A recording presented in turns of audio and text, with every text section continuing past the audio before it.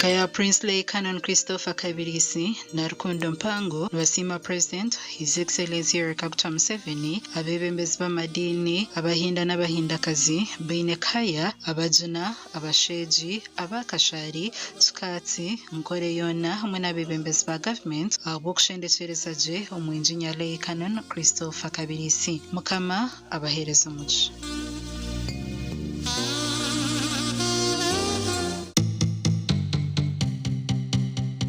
Otaferwa according to Tivest ne hinta tweno kwano jero misoka no fero kandi ativest twakuletera kaza no ko mutano akaremwe byama byinshi nakusinga munongo mu family no manya kandi family yine byama buli member we nari mu family obeno chanti kandi yine byama bye bitkani masaba kusa kwetiza kusanga kana omwana ayazirwa takuma tikana simukana za rumaka amagiga ninga samarunji okusa kugena misino kolekana za kuza kumanya nti family ne yeyi enkozone ziriomu abwachikandi yakulira kandi ahero biona nuza kumanya Tivest ne hinta family Tivest ne hinta mama no mwana.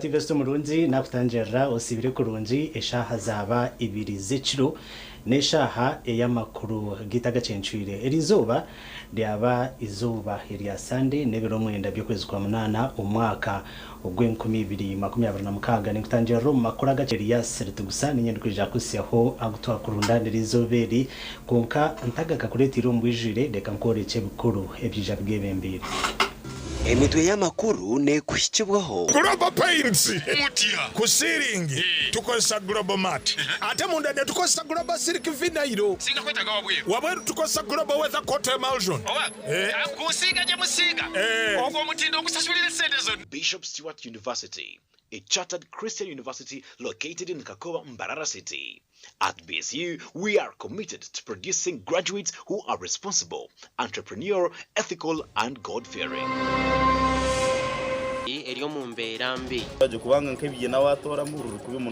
emitwe y'amakuru yabane kushikibwaho Global Paints mutia kusiringi tukosa Global Mat ate mundade tukosa Global Silk Vinyl singa kwetaga wabweru tukosa Global Weather Coat Emulsion kusiga je musiga ogwo mutindo okusasulira sente zonna. Bishop Stewart University, a chartered Christian university located in Kakowa, Mbarara City.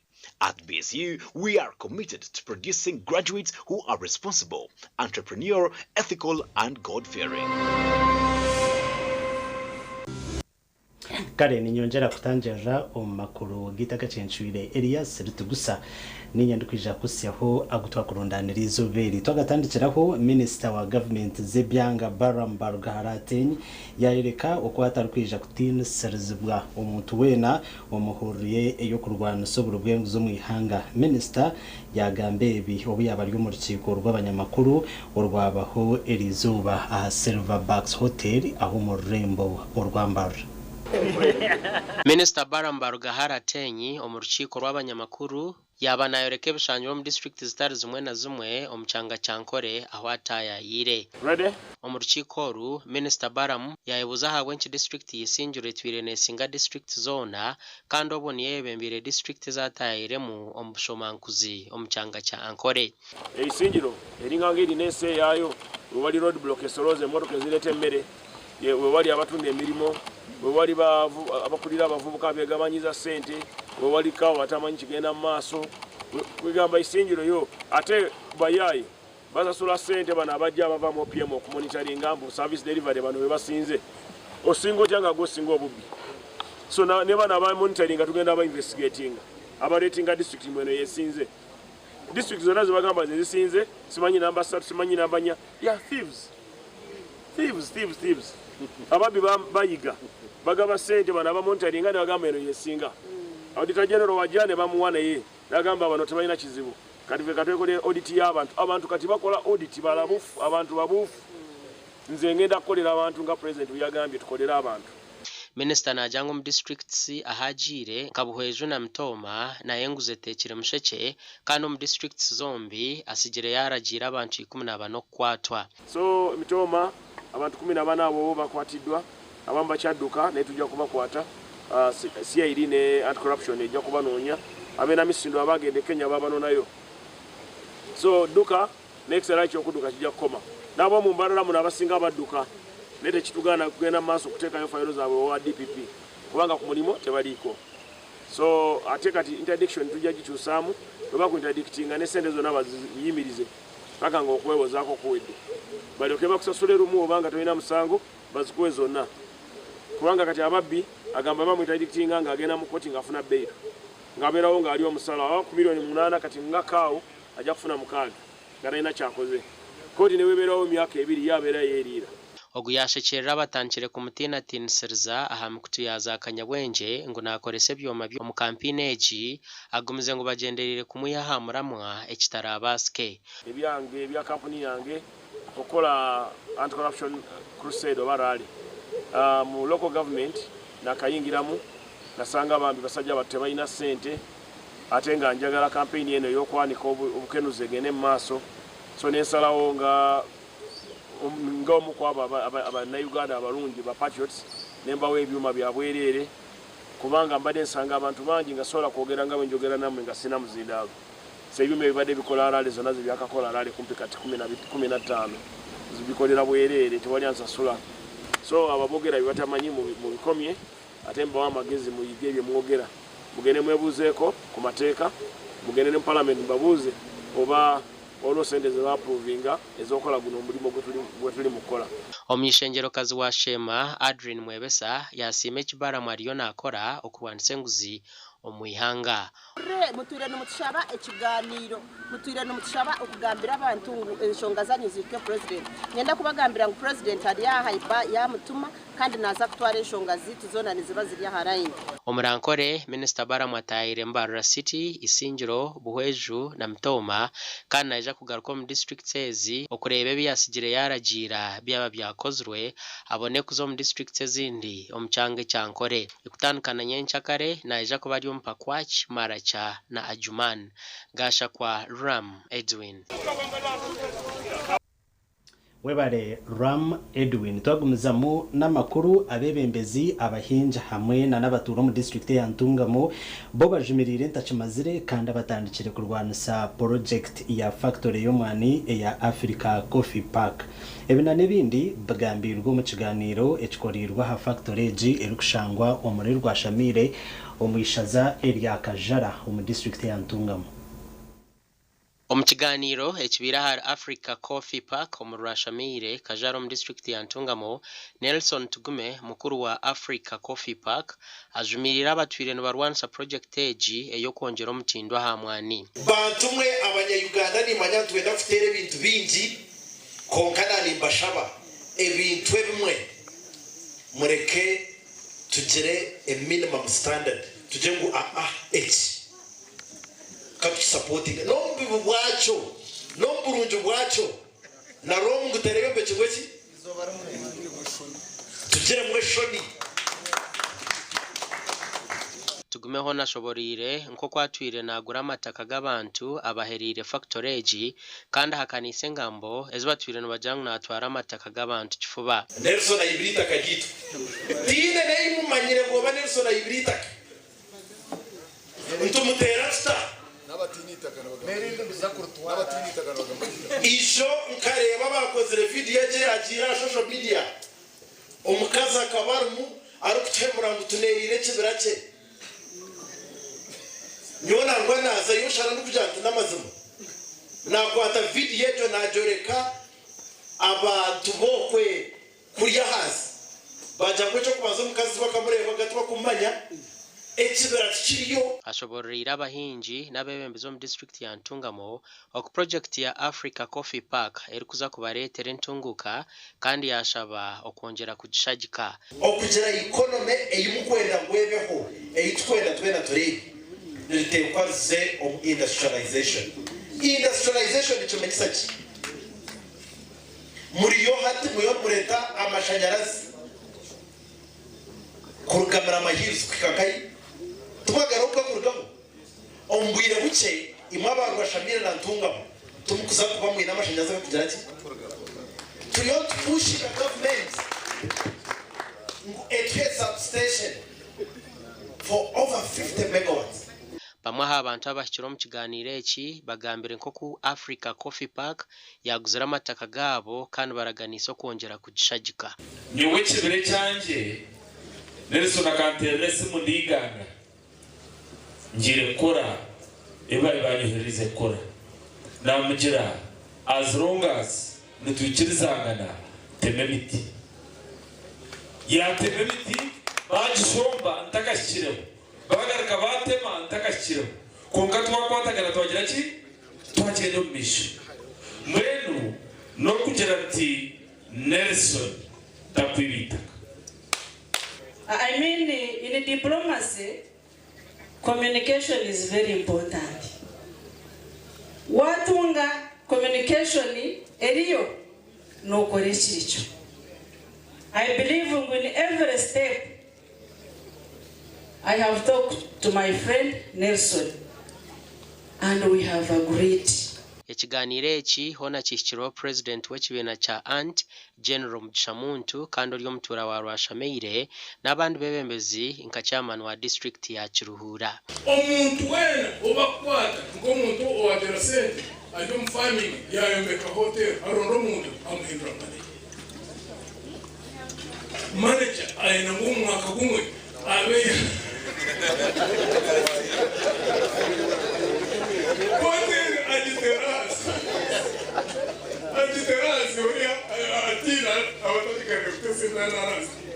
eje kintu cyatungamo nekihangarira niyenda kwe committee ngone ito mwana kwetu nguza kubanza nukwisha rero kukurashaje gwaba mwiki niko witu tugire tuta ibyo byandeta ngo mbere kunanira niyenda kusima abantu bakashaka obwa hati factory ya Africa Coffee Park batangire kushohoza ebintu ebirukurwo mwani nkebyo kunywa amajuta go kwesiga nebindi gasha kwa Elias Rutugusa kare okwe nayo mbende yo mu kiganiro eco okureba ebirukugamba deka tugumizemo oruguto rukugita district ya Kanungu hamwe na ne ya Rukunjiri ryo mu mberambi kandi cy'abatura bari kugira ngo bateganisibwe munonga okutambuza ebyemishuburo yabo obwe bamba bitwaro mu Katare Kuruzira abatura okutambuza ebintu kuza mu butare okutwara abakazi bendo mu marwaro n'abana barukuza mu mashomero byona na maino garuguru abwemberambi yenguteji enkuto zitu nimbi ahabwo kugira ngo twino mwanya gwensozi so government as a district kubari kuzikora enjura yagwa zishuba ziba kubi umubwira hati tweshanga ngo buhereza ati buriho kandi twine kambuga hospital nongorera kwa mazire kufa imbera ya tuberambi kandi tushaka za basi ziteka abasabazi tukora tutoro kuna norubwe ko rwanyameramo rwa bere ntuyamba na rwo government yacu rukoraje kubanga nkebye na watora mu rukubi munonga erije ehike akora se endijo Kanungu ako Gmail niyo kubanza urukuto rura rutakagireyo egi ni shortcut kuri hariyo kilometers ku rugara kunjiri kwikachi ni kilomita 20. abatuirani bashaba government okubaterera coherence tubahwere okutungura amakagabo ubwo bari kutwara ebisharurwa byabo ombutare. Mungu tushemereye no kutunga amashanyarazi ezi permanent zo rukureba ejo ne ya mutabani wanje nejo ne ya mutabani wanje nogira ngo abuzigwa sente kombe kije permanent abuzigwa sente zo kutamukwera ndugire kisoro nareba yo hari habi kusinga nenengo mwene tushaba ngo government stere huyambi kuruga mu central tubase kutunga kora sera rugarukunjiri okuraba kanungu ubwerera birana referral hospital yitu yakambuga twine enemies eziri kubasa kutuyamba ijuba kwa accessinga chihininga rukunzi aho kazi obwo bwiro bwenyimaho taxi zone zaro ezabire nizijo mu kanungu buri motoka yabire taho mu kanungu ekera bakambuga konkati kambuga tukasigaza kijya kigwa twine enemies hariho basemwe nayo nerabaho bwe kunzire. Owino Steven district engineer wa district ya Kanungu nazira ngo sente ezuru kuhebwa kore nguto ninche mnonga wagerageranisa n'enguto ezuru enshonga bwenchi enyinja zitakozure. Kambuga Nyabushoro Road, it is a 4.4 kilometers. We intend to do different activities on that road. It is in a bad state. We intend to improve its drainage, do some stone pitching along the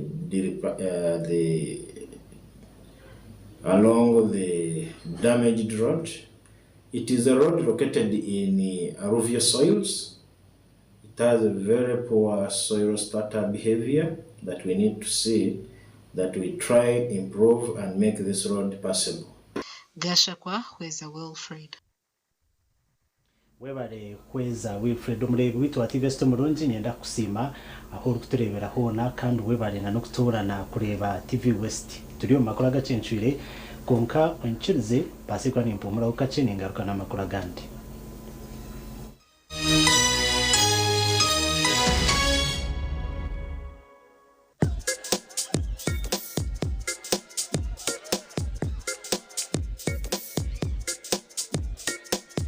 Are you in panic? Or you're afraid to make a move? Don't worry. With Kazire Red Tonic, you will put her in red moments. And with Kazire Power Tonic, you have your game powered. Enjoy Kazire Red Tonic and Kazire Power Tonic, the natural organic products. Kazire Power Tonic, made from nettle tea, ginger, grapes, and honey. Kazire Red Tonic, made from watermelon, pumpkin, grapes, and honey. Power your game and ignite her happiness. At Fins Medical University, we offer online postgraduate diploma in medical education, Bachelor of Medicine and Bachelor of Surgery, MDCHB, Bachelor of Pharmacy, Bachelor of Medical Laboratory Technology, among others, Diploma in Clinical Medicine and Community Health, Diploma in Medical Laboratory Technology, among others, and certificate programs. Fins Medical University, a chartered medical university in East Africa and is located in Fort Portal. Apply now for the March or July-August intakes. Visit our offices or apply online on our website or contact us for details. Fins Medical University, saving lives, our passion.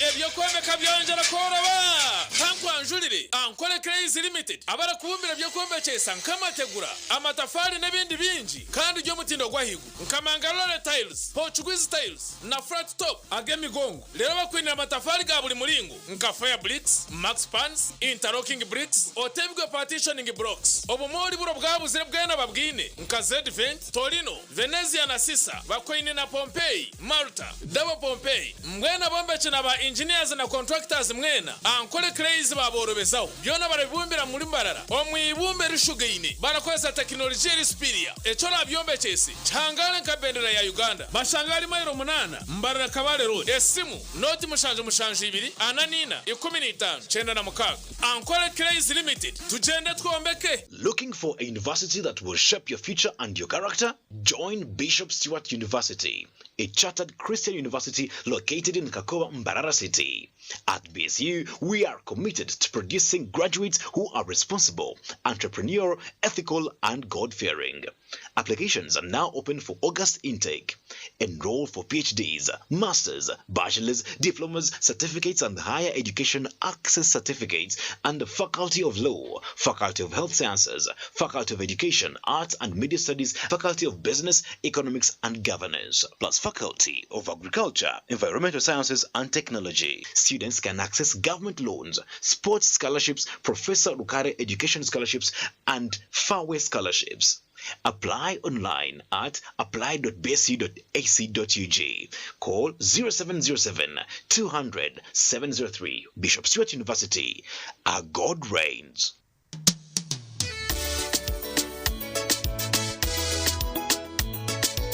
Manager, ogito wagito.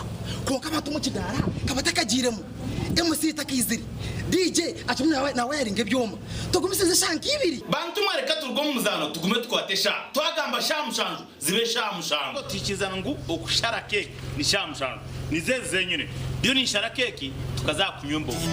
Na wampesi yona nesente konga tanyuire mbogo. Nikushechere nikuteganisa wenda nigende mbogo yoka. Oyine mbogo kanaba mulungi ayibambe nekorera. Ayimukama wanje okagaruka meshahara zanje. Tandika izuba ryawe na ABC Dent Nourish Fresh Up Fluoride Toothpaste ogira kasheko izuba ryona ombazwa meino ogwatongozibwe hamtindo gwensiona kandi gukahangura umudali gwa People's Choice and East Africa Award nigukuma kaho komukanwa karunji gweza meino kwiteshikoko cyo meino kandi gukazibero kurwara kozesa ABC Dent Nourish Fresh Up omubirengo bitari bimwe na bimwe ebirimo white gel, habo mint gel hamwe na red gel buri ka box ka ABC Dent Nourish Fresh Up no shanga mu brush ya mino eyabsha gushanje umaduka gona mwihanga na burengero izuba bwa Africa tunga ABC Dent Nourish Fresh Up ahabwa kasheko akakusingayo. Skylight Hotel eresra uhereza bwa muremba muri Mbarara City ahibaru kwereza breakfast ngakatogo omelette Rolex sumbusha chapati chai yamate eyo mukaru akatunda ko murembe nebindi bineyo na chamushanere kutandika shamu kagazi ihangwe nibateke nkoko embuzi ecenyanja muchamo obushaza akaro ekitoche echozi emondi greens obutura eshwiga kandi echo kunywa nikigenderaho. Hey manya bino buraro burunji bwo murembe aha beinunji kandi warara Skylight Hotel Mbarara City breakfast ne yabusha bine rooms eziri self contained DSTV security rije kandi parking ne yemarira bine bara yo murembe pool table sauna na steam bath hamwe na conference hall. Skylight Hotel neshangwa omuri Mbarara City wahingura kache aha Vision Empire orguto rwatora katete ijukangu nibo ba director ba Skylight Hotel rukunjiri ebirukiraho tera notu mushanje mwenda 18 58 38 ninga notu mushanje notu mukaga 36 Shikampa neza kutwara abantu aheru zirinka hikanara. Kachai nawe. Yaba tandati ne. Agandi mu. Nogamba ki. Ori protoko gumire nishabo nyambe. Nyene chene maweki nyenda kuchitwara aheru. Banje ngo hari abantu Rekeraho. Abo kutwara abantu ahera bese Rwanda beta bahezi recruitment expert bararia Amazon building mwijemba twari. Tutware. Bito nyeri. Ontware ahori kwenda. Itwe aba Haze recruitment expert nutuzaguza myaka 10 ombuhereza ubwo kutwara abantu aheru erabambara nsangwa Amazon building note mushanju ina note emwe note office zitwe za Kampala nsangwa rubo wa opposite na Quarte supermarket esomu note mushanju ine mirundena itane mirundena ninga note mushanju ina note emwe 235 mukaga Haze recruitment expert go Haze go better kashati wagendo Nkazoro mfarati murunji kanda gworobi rosfo nikangara konko bya mashamera nogwa mutindo rosfo isi yokushemera kwanje kuraraje nukureta kuhangara no kutekatekaje umugongo takubiyamaje no imukora ukushasha hindure mbyamire yawe no farati gwa rose form rwo farati gwa family buri muringo gwona ogo farati guruho nahati nyechakare nebire byomisho rose form esi yokshemera kwanje rose form esi ebiroto birungi. Cooking all that makes food sweet. Tastes so good like mama's kiss. Sweet Tamasana, yeah. Stir gold is the oil you need for a tasty meal to live a healthy, happy life. Stir gold, refined, fortified, blended pure vegetable cooking oil, second best to a mother's love.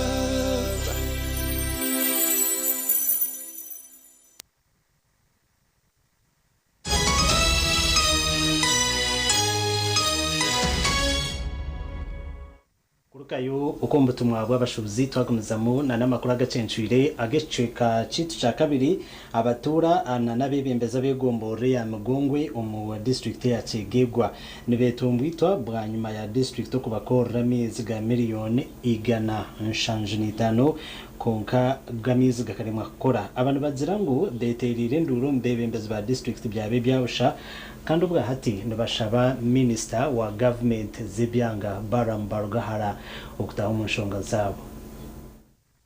Amizaga nigamanyonkaga cyakataha kandi gahereza umwaka gakozwe okwereze byaro bishatu ebiri mu cyakataha kakongorano na karwoya abaturano bajang contractor no warabe yashashwirwe amizi tigakakoraga kurunji milioni 17 kasasurwa abataka na government nemanya haigurungu tuinama izi migongo sapuka unte omutawuni ya migongo kakongorano cyonka ne kikopo na kimu kikazokaga nyezi mukaga amaizi tutaina maizi gakahoira na government ya kasasura ira sent ba contract ba engineer bakasasurwa tibakubanja na sinikumi ha district kagezaho kwiterera nduru twarika no mu office ya RDC ayita engineer wa district bahanura amezi kugakora natiti bagakora abantu bahati bona cyakataha chema karigoya migongo kibina mezi marundi abaturano bakikoresa amizige byagana ku rwombedwa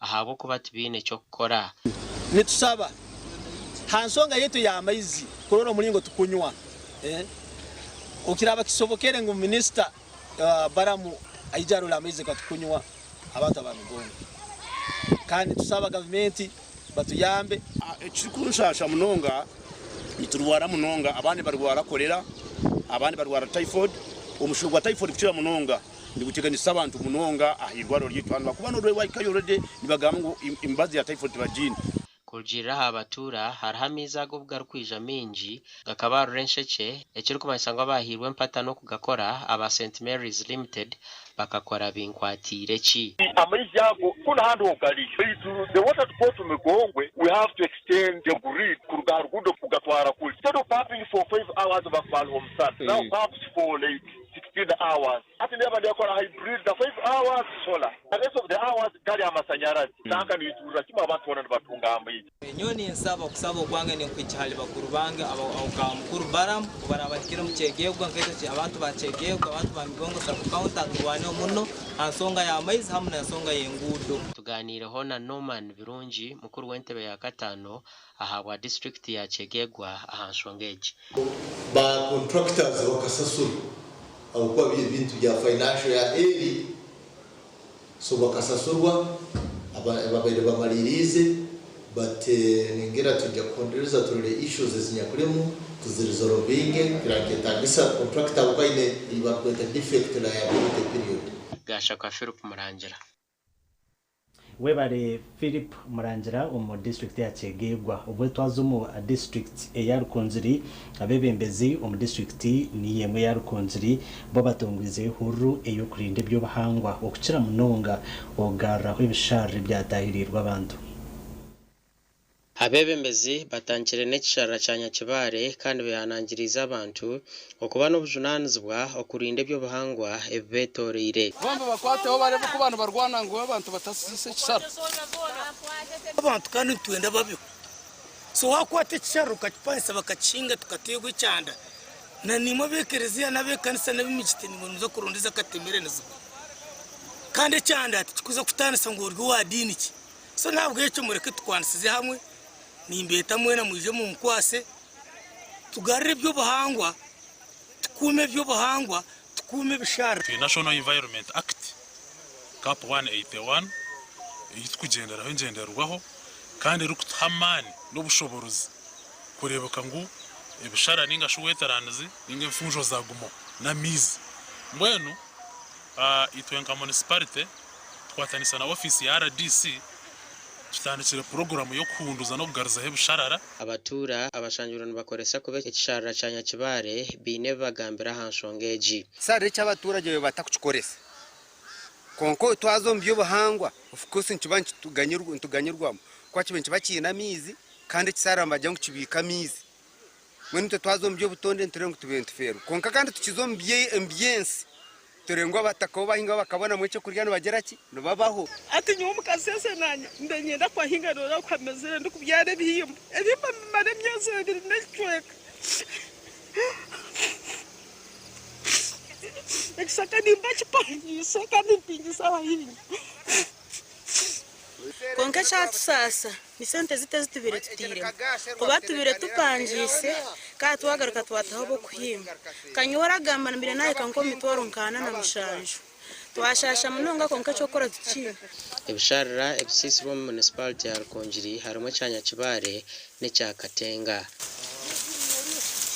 umugandi aba Lions Club omurkamwenge batongwize hururu yo kubyara MT okutungura ebyo biyonjo no kurinda ebyo bahangwa ombyaro bitari bumwe na bumwe yaro mutogu mwizina lya Kahunge Lions Club kokoroncinge mititwikirizina environmental protection ningo kumo bahangwa nemwe hamyo ganka munana Lions International inemu esira ninga omukono gw'amani tuyine umuramo go kwetantara no kujanja babiri bashikayi yegutumuhunda bahano kugira ngo tugumize muna n'amateka ya Lions Club tugumize muna no kuyamba abantu muna n'abantu bona bije batweyonge habari kubasa kuhereza habandi bantu barukutongoze hururu yo kubyara MT aba Lions Club borekero kubine ntebekanisa yo kubyara MT eri kurenga 500 Lions Club ya Kahunge buri muntu twikirizina unaje kubyara MT 10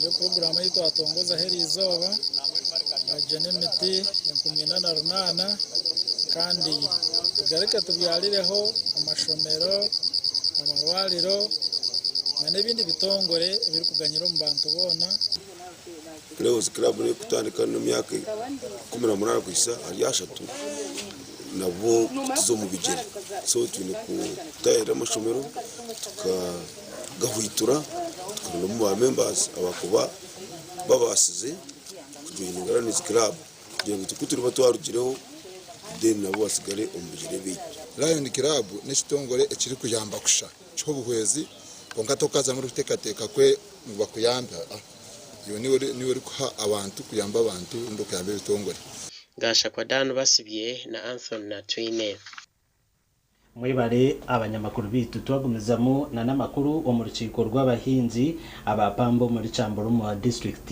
ya Rubirizi bichirizine ukurekeraho okuhinga pamba batyo baze umukuhingo mwane enshongeji neyijaho bwa nyuma y'akatare ka pamba okugumana kashuma bwira bwashisha abahinzi abantu bahinze ro mu itaka rya government area Chenza mu district ya Rubirizi umukucamu kwabo baragaine okureka kuhinga pamba abo kuberebeyen ko kwitsoza nangu batandisho kuhinga mwani oguina kasente akahurire kahinga pamba na jitamu investment ya miliyoni 2 n'emitwari 10 na sharura mu miliyoni 3 n'emitwaro 20 mu myezi mukaga omuhiki 2 shangwe nimwe magoba gari ahansi ya miliyoni 1.10 ipambe yire kuruga chenda na kumwe sianko mu 12 abeke twiniro mu kasu ukakuruga 12 kwisiano ko kwire 12 na kukaga pamba techina cheri kutuyamba Musimenta Benon or Principal Commercial Officer wa District ya Rubirizi ashabira abahinja ba okubanza bacebera itaka batakatandure okuhinga omwane nko kubeyicarza ine abo kwenda ngo tukose empinge yo murembe mutubasanga ngo banze bacebera itaka bamanye cikuburo mu itaka ecyo bakubasha kongeramo kurigera kabahinjisa okubara abagambire na no kufollowinga ebyina byo mwani oburingwa bwabyo distance kurwo mwani kuzagundi kurigera standard zo kuhinga kuziri bino buhabuzi bw'abaguruka aricyo officer enti tuyambika tungera embuwe yo murembe nko kutwaza byo mwani twasa kubyara embuwe nungi garuka tugishaba tuceberita kaba kutaba kuguba kaceberita karitu takabyire mwani kandi tugishaba kutungera irrigation tuturana tushaba bihandi kontu bitayo onkato bakatugaruka mugeni bashara mu kugira ngo ehika yona tugiteke mu mwanya batwikirize tuteke mu kemitumba gutaka binjire mu bintu bindi tuhinge mu nkebyo kurya kureba ngo abana bitu nkebyo bya muhogo nkebyo kaci kureba ngo abana bitu bafutanda ababa ina matskongo baba bahinjura mwani entasi y'amakagabo neija kweyongera gashakwa Onesimus Ndianabo webare Onesimus Ndianabo kangaruke mpumureho ni ngaruka ndukusiha amakuru agandi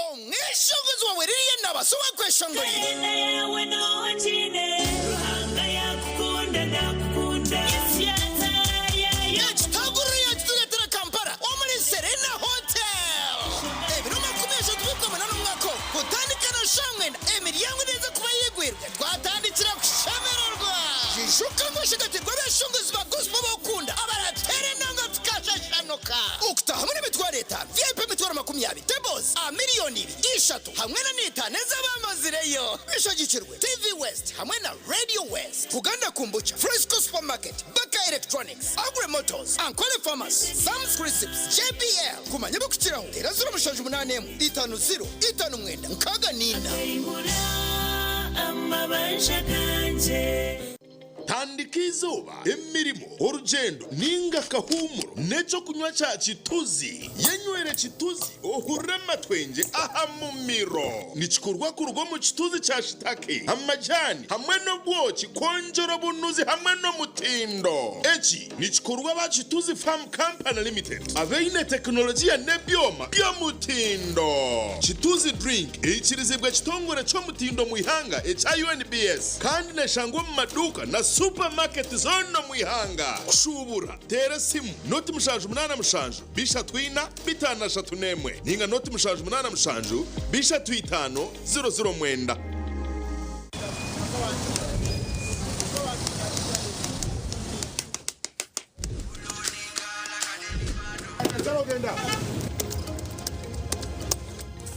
And that's it for today.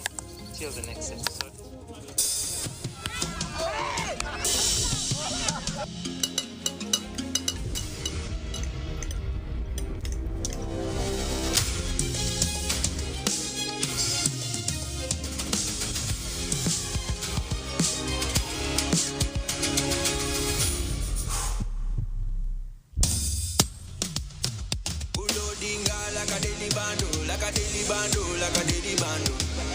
Omuliro nguwulira mulingo mutima kukankana like drums kalakata kalakata enendungu yakusabula mikono free your fire free your fire free your fire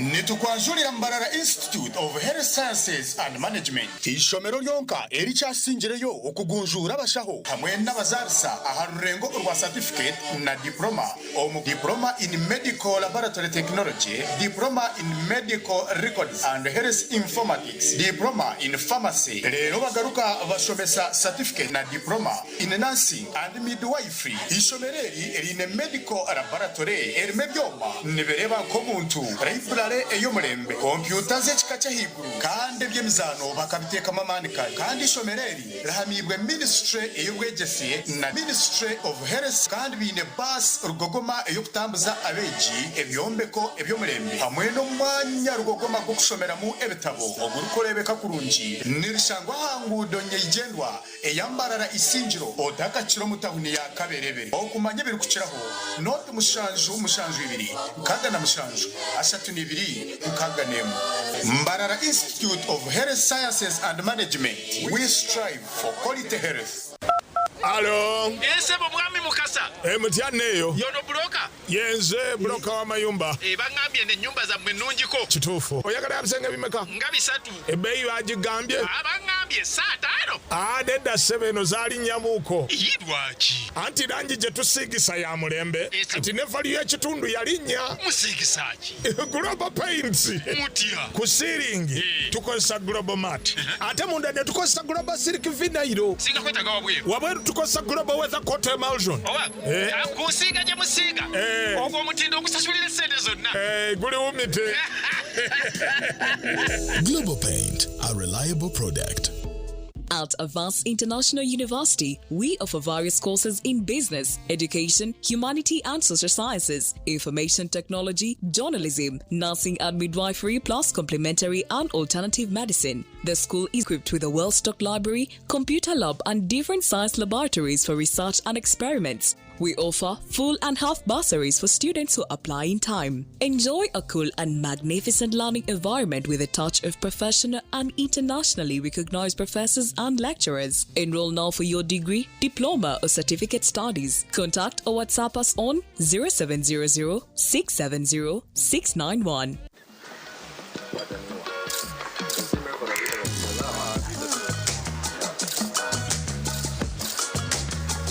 Come and join us, guys. Some moments are just for you. Just you. Flavor with a zest. Wow, that's amazing.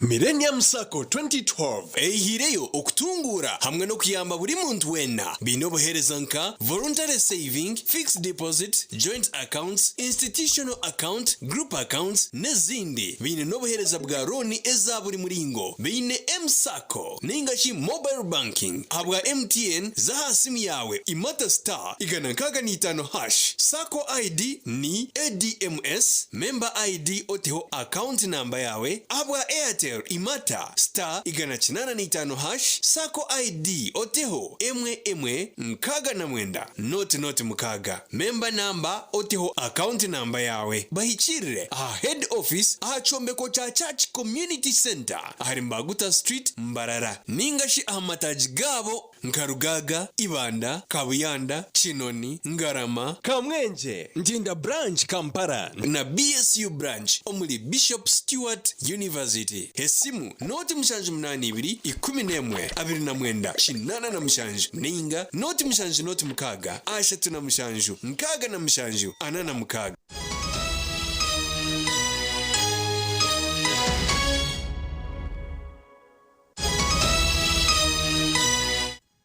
kare kurukayo okombutumwa bw'abashubuzi twagumizamo na namakuru agacenshwire agecweka chitu cha kashatu abaryo murumo yo gukora urusheke orije gutwara amajido ku rugo muri kabaro mu ruhoyuma okuzatanga umuri Tanzania oguru kwetwa East African Crude Oil Pipeline nabagira ngo hati emirumo ya kabucweka 9 na kamwe aharigana Musheke ogurije kutwara ikimata cy'amajuta okurga kibaro mu ruhoyima okuzatanga muri Tanzania oguru kweta East African Crude Oil Pipeline no mukuru munonga ahabwo kugira ngo ahigutari Uganda teyino kwerije kutwara amajuta gayo hakatare kensi yona abari yo mu rumogu bajangwe mirimo ya kahabcweka 9 na kamwe aharigana. In terms of general completion we are 91% plus. We should have been at 94%, but there are many factors. You have things like the conflict in the Middle East affected many things. Some of our cargo was in Dubai. So we lost time because of that conflict, and we had to divert some of our cargo to Oman. So time was lost. And some experts were also affected in terms of coming into the country. babigambira obwishabaramuzi Flavian Zeija, Governor wa Bank of Uganda Dr. Michael Ating Ego na Commissioner wa Uganda Revenue Authority Catherine Donovan Chokunda n'abakora abandi ku rwo Ministry y'oburambuzi obabire nibarambura emirimo y'amajuta ahiyahika. What I've seen is just exciting because I think here already 8 wells are completed. They are ready for production.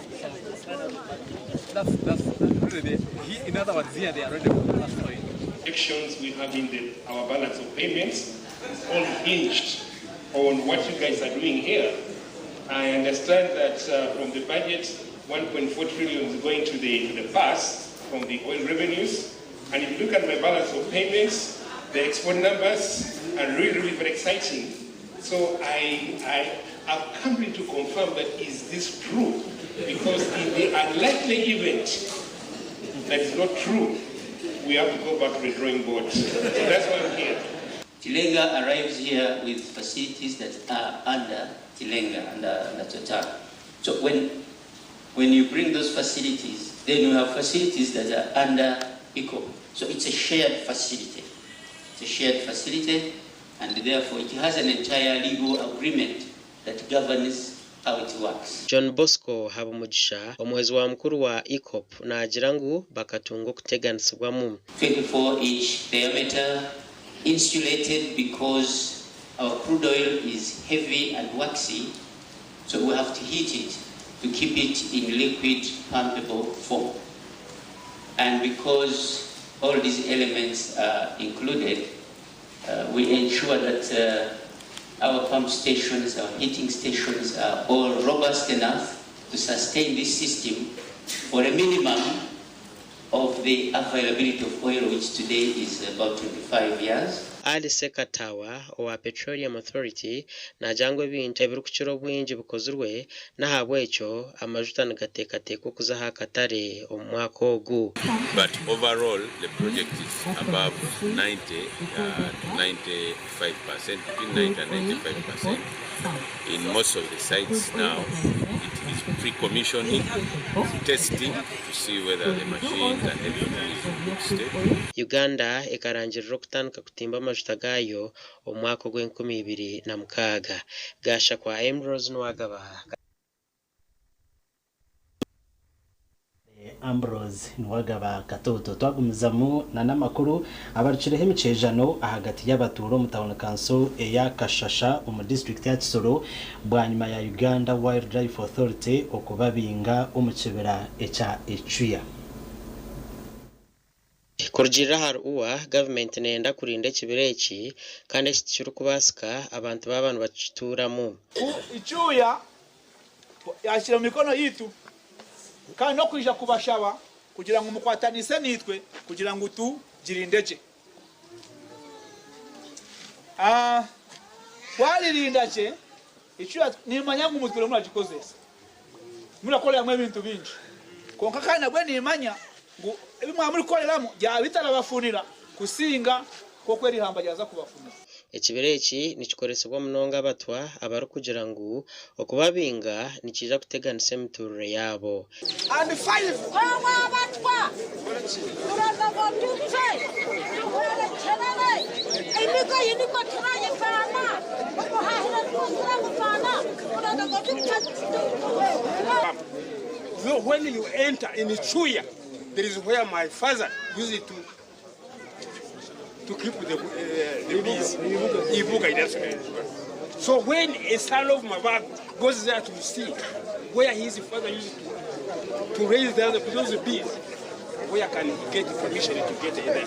Kandi mwagira ngo ebiragire bimwareta uratahira ihamba araba yahenda amateka. Konka natwe twinemu enyamesho zibareta nkenkima nenkobe ezira tuliraga emyaka niyo no kuyishanga nyone nkayikwata ndahaba biro.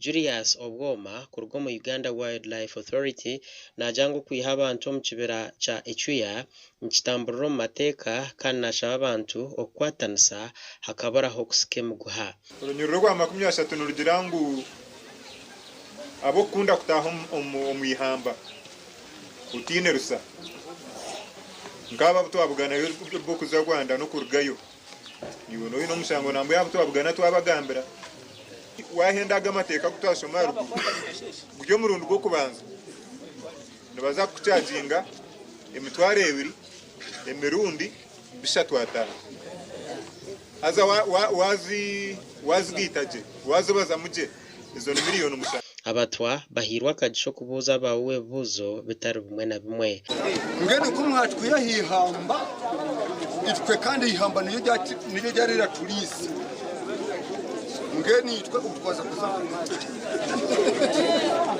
twagera mu hamba twagwa ntawe turenda kwitwa nanshara ngona turenda ngo mutuyambe ducutugoye nitwa turaturisha kurujira haruwa abantu batankireho amabaro mu kibera cha Echuya enshonga yibaru kugira ngo ishemerire kurondera umbazwaho naho there is a bar aliye bara ejo kwe ruguru mu mihamba twarugayo twashangayo mwanya gwe bara gwo abantu baranywera mwamagwa and it is in the forest kandi ubwe mwanya guri mwihamba twishire kulinda when we got some people who were drinking there and some of them said it is you people who owns the bar kandi batugirangu ezibara nezanyu abantu bitu ba Uganda munimo mwine ya bara government etuhereza abasirikale 280 first batch fast batch ekyo kubanza tuje n'abasirikale 280 bajya abokora nibo gasha kwa Kate tuzarirwe Kate atuzarirwe bo abaramuzi n'abahyugo kugira uburinganiza kandi ngo betantaro gukomera bushabantu bwambirwa mu kiganiro ecyo kombeka offices mu kiganiro ecyo kombeka offices za Directorate of Public Prosecution ahabwa Masaka West Mariantonde 1 go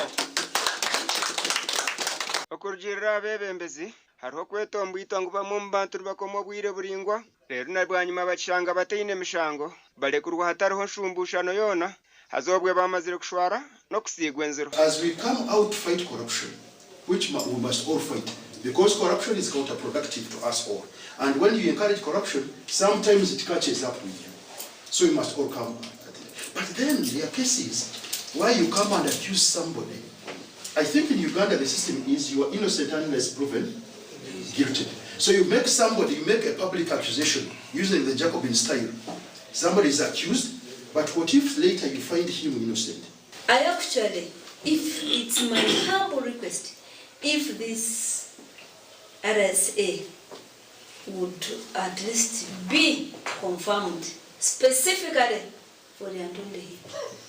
Abanyamateka nibagira ngo ezinuze zimwe hanshonga ezibaretiro kwiriza hihi offices za PPD okugonjora bizibu nkebyo muchanga. So we are always looking at areas where we can get free land, and the districts have the capacity to identify free land which is accessible, which is connected to the other centers of action, police, judiciary, and all other local government centers.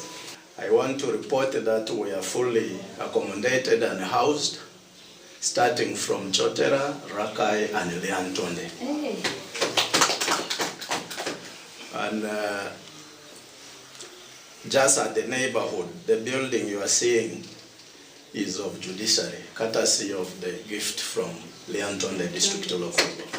Bitu babantu baburijo nibashaka kwemanyiza kuhereza obujuruzi buri kumara ekibaseko tokuchendeza emishenjano nkejo mbyanga byabo. Let us continue to uphold the highest standards of ethics, integrity, diligence, and teamwork.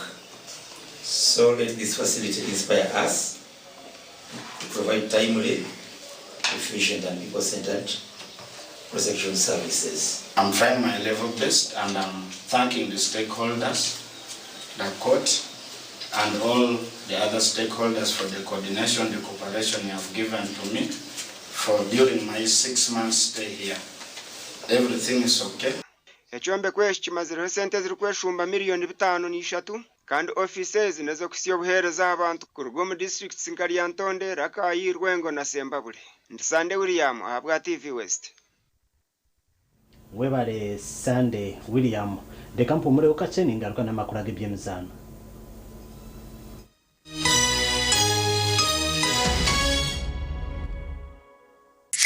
The parent is Tuliahewa Dixon. And the child is Ani Tuliahewa Esther.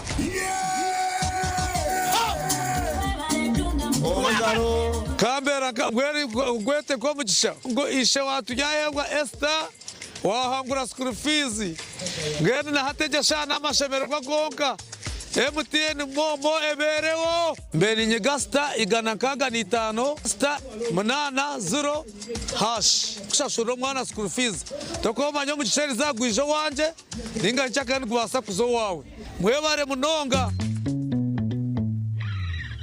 Metropolitan International University, a multi-campus university with campuses in Kampala, Kisoro, and Barara. They offer various courses in disciplines like computing, education, humanities and social sciences, business administration and management sciences, tourism and journalism studies, information technology, agriculture, health sciences, and engineering courses. Full and partial bursaries of tuition are also available for those who apply in time. Enjoy a cool and magnificent learning environment with a touch of professional and internationally recognized professors and lecturers. Come for your degree, diploma, or certificate studies. Empowerment through knowledge creation.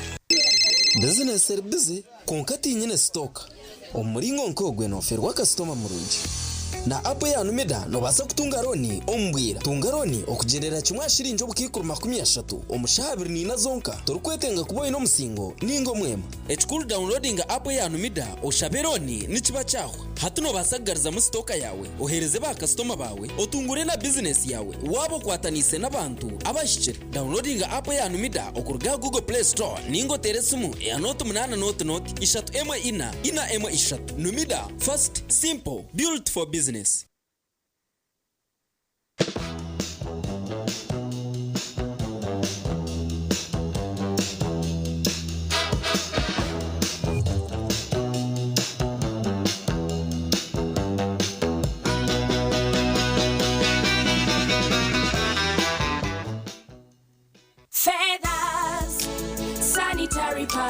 Hamwe na ABC Feathers Sanitary Pads tokujwara bukumi bwoka konkani zije hamwe n'obusinge bwingi n'amani go kunyunyuta hamwe n'ebishenje bine by'obukumi kandi n'amapapagazo ni maringwa agari kuretera okwekunda n'obusinge izoba lyona nekiro quality pads affordable price. Pads zezi zikasimwa na award za bulenje bw'izoba ya Afrika. Feathers Pads niziretwa omusaizi nyingi ahari mu empango neza bulijo kandi nizija na pantliners zabusha okuyamba omumbera zawe nkomukazi. ABC Feathers Sanitary Pads okoloba amani obusinge. Feathers Sanitary Pads obukumi bwo mutano umbwire bwo mutano. Mommy, yes, at school abana babane everyone crunching nange ku mulimu nga nkola when I'm watching my kazanyo ndabye mbaga ya dad anti ku highway nga mvuga sisumagire ekyo shuwa katinage bampakingire Honey, mwana muwe. Get your favorite packet of Psalms from a shop or supermarket near you and crunch. Get yourself a packet of Psalms and start crunching. Psalms, taste the difference.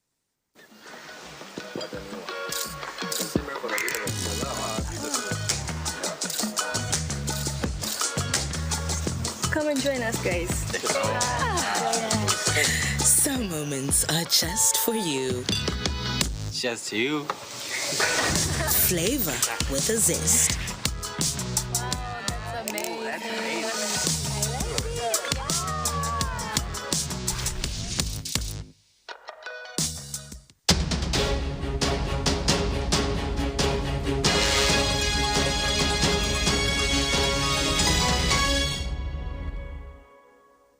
Kale twazo makuru agibye mizano team ya district ya Ibanda elizuba nubo basingura empaka ezechikopo echa Ankole Cup ezo mwaka gw'2026 bwanyuma yo kusinga babushenyi omu penalties na goli 5 aharina omuzano gwazandwa achai kabuhe kandi gwabagwebembirwe minister wa government zebyanga Baram Bargahara oryo muhwezo wa speaker w'ishengero ry'ihanga Right Honorable Thomas Tayebwa kandi Fadil Twara umuhandici w'ekibine cha PLU niwe yajwekera General Muhozi Kinergaba.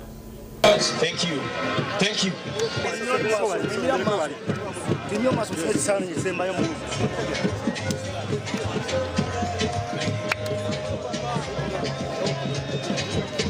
Ladies and gentlemen,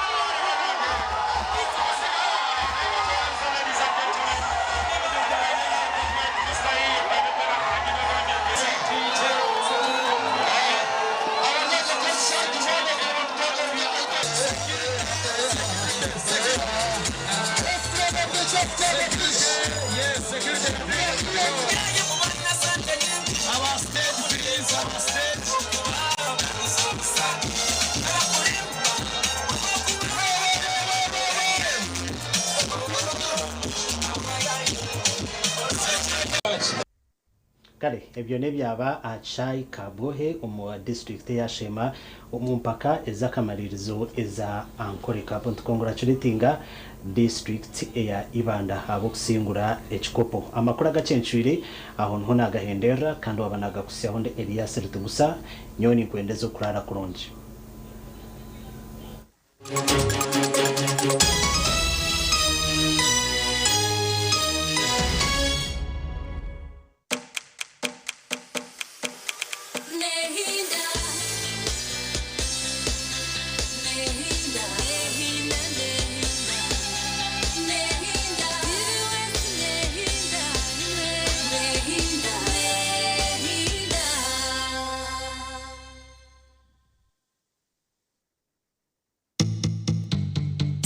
Mweruko mwaka icyo twaturuganya bushenyi abarujumu bargarujumu abakamunyiga bargakamunyiga twenda tuvuganda kai nyakisa kora ebizamu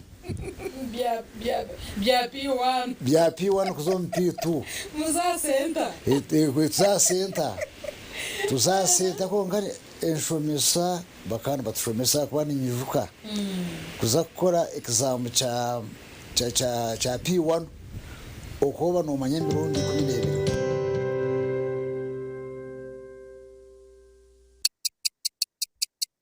Eshaha zabisha tuzechiro na use the Momo app or dial *165*3# to pay and enjoy zero charges below 5k. That's the power of Momo. Yejumbiro mbazi ogwa Ebisdent na Fresh Up dero oyongera kusheko mbantu otine kwetina aha kasente kache mnongo tungaroni okugerera kimwa shirinjo bukikuruma 13 omushabiri nina zonka turukwetenga kuboye no musingo ningo mwema ekikuru downloading app ya Numida oshaberoni nikiba cyaho.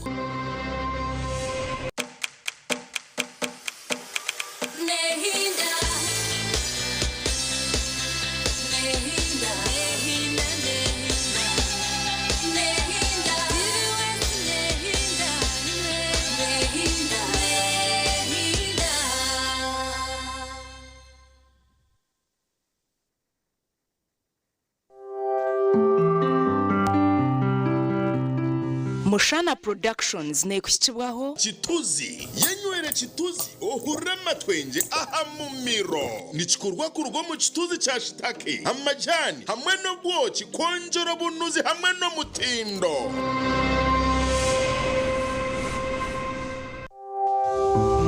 omu porogaramu egi obuhabuzi bw'omuzaire nibwetagwa.